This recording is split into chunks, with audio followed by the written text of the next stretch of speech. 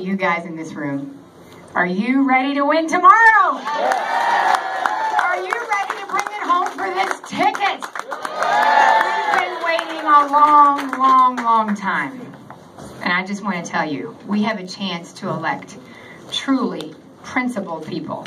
And I have never, ever been more honored to serve with two gentlemen on a ticket that is united. People of great integrity and great character.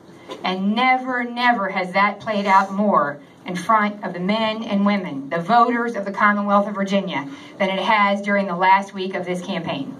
When people have watched, truly, the vile and offensive imagery of the other side, of a pickup truck with the Gillespie sticker on the back, going after little children. What kind of a message does that send to the voters of the Commonwealth of Virginia? How insulting is that to voters, to people, that that's what they think of us? And so all I can tell you is that we have doubled down. And we have called on them, including people of courage, Democrats on the other side who have condemned those ads, have called on them to condemn those ads, and not a one on the other side has had the courage to do that. And it is absolutely appalling. And the contrast between that side and the divisive and ugly rhetoric and our side that has ideas, that has plans, that has a vision that is uplifting for the Commonwealth of Virginia makes me incredibly proud to stand with Ed Gillespie and John Adams for a future for Virginia that's about expanding our infrastructure, improving our jobs, talking about energy, talking about education and workforce training and health care. The biggest issue in the Commonwealth of Virginia, health care. And I'm running against somebody who would say it's not about Obamacare or Medicaid expansion. It's about the government stepping in and taking over all of health care in the Commonwealth of Virginia. Are you ready to say no to that? Yes. That will cost $10 billion. Are you ready to say no to that? Yes. That's 5 million people losing their private health insurance. I don't know any Republicans or independents or even very many Democrats who want that. And certainly not the two ticket mates running as Democrats on that ticket with my opponent. They don't support that. And the same goes for energy and expansion of energy infrastructure and clean burning natural gas. My opponent is the only person who came out opposed to the folks on his ticket and said, no more. I don't support that. That's no more jobs. That's no more investment. That's no more manufacturing. And you know what? His ticket mate said, okay. When the other Democrats who were out campaigning for that ticket said, we will not campaign for you, we won't go door to door for you unless you take him off his literature, they said, okay, we'll do that. And off he went. I mean, honestly, what does that tell you about where they are as a ticket? And I'll tell you something. We were campaigning, it was just 3 days ago, and Devin, who drives for me, was looking at his phone, and he said, you know what Ed Gillespie just said about you? He said he wouldn't take you off his ticket literature for $10 million. And I said, I love Ed Gillespie, and I love our ticket, and I love that we're so unified. And I just want to tell you that nobody has worked harder than John Adams, that nobody will fight harder. And nobody has worked harder than Ed Gillespie. And I know him. I have worked with him for years and years, not just campaigning on this ticket, but previously. I've worked with him as his lawyer, and I really know the character of the person, and the way you judge somebody is what do they do when no one's looking? What kind of decisions do they make?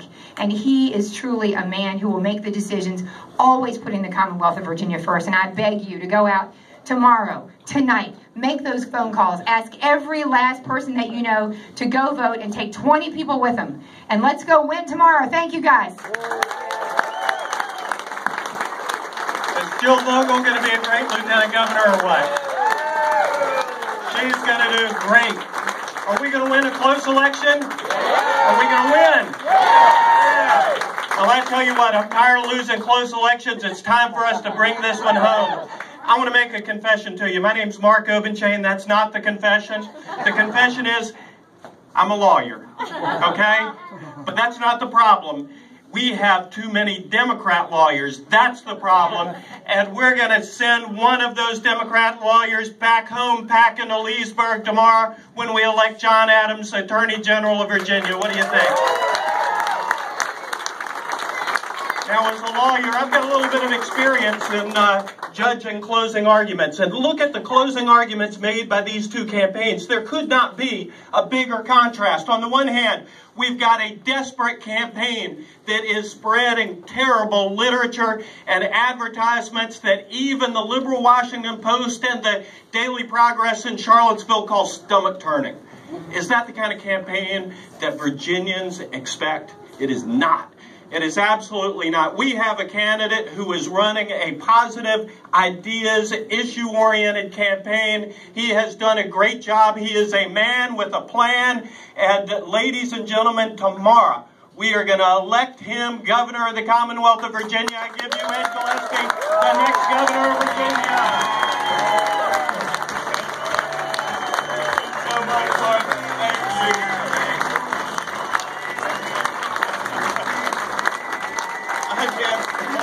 Thank you. Thank you so much for that great introduction. More importantly, thank you for, I appreciate Mark's principled leadership in our General Assembly and his strong leadership there, and looking forward to serving him, I hope, next year, obviously, when we win this election tomorrow, and we are going to win this election tomorrow. I can feel it everywhere I go. I feel it everywhere I go. And I'll tell you, it is so important that we do. I just want to talk briefly because I know it's hot in here. Thank you all for being here on such a great night, and when there's so many other places you can be. And thank you for what you've been doing to help us win this race. And I can tell you the momentum, the intensity, the enthusiasm is building all across the Commonwealth. And we've been all across the Commonwealth over the past few days and really for the last year, and you can just feel it everywhere. And the stakes are so high, and I just want to talk for a moment about that, the stakes in this election and the choice before us in the election, because the stakes have never been higher and the choices have never been clearer. And I know every 4 years we say this is the most important governor's election in our lifetime. This is the most important governor's election in our lifetime. It really is. There's no doubt about it. There's no doubt about it. Because we are stuck here in Virginia. And we all know that. We know we're not where we need to be when it comes to our economy and economic opportunity. As we gather here this evening, our economic growth rate is 0.6%.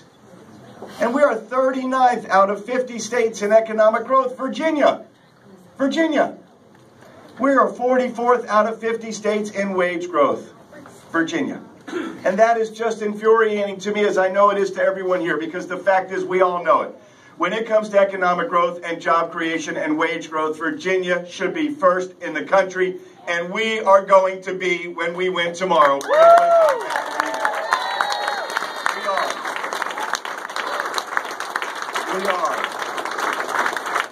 Because we have the policies. It's not going to change unless we change it, by the way. Unless we win tomorrow, when we win tomorrow, that's how we change it. Otherwise, we're going to stay stuck because 0.6% is not an aberration. It's part of a pattern. For 6 straight years, our economic growth rate has been below the national GDP rate. We used to always lead it, and now we are lagging it. 5 of those 6 years, it was below 1%. That is a pattern we must change. And so I have put forward 21 specific detailed policy proposals that I know will make life better for all Virginians. And I will be a governor for all Virginians. And we take this campaign to every corner of our Commonwealth and to every voter in Virginia. And the reason I put forward these detailed specific policies is because I'm not running to be our next governor because I want to be something. Kathy and I are very blessed, and I've gotten to be a lot of things in my life. I'm running to be our next governor because I want to do something. I want to do a lot of things, and all of those things have to do with making life better for all Virginians, and I know our policies will. And that's one of the choices in this election. Because the truth is, my opponent just doesn't have those policies. To the extent he has any at all, they will take us in the wrong direction. Let's talk about taxes for a second. There's a clear choice for you.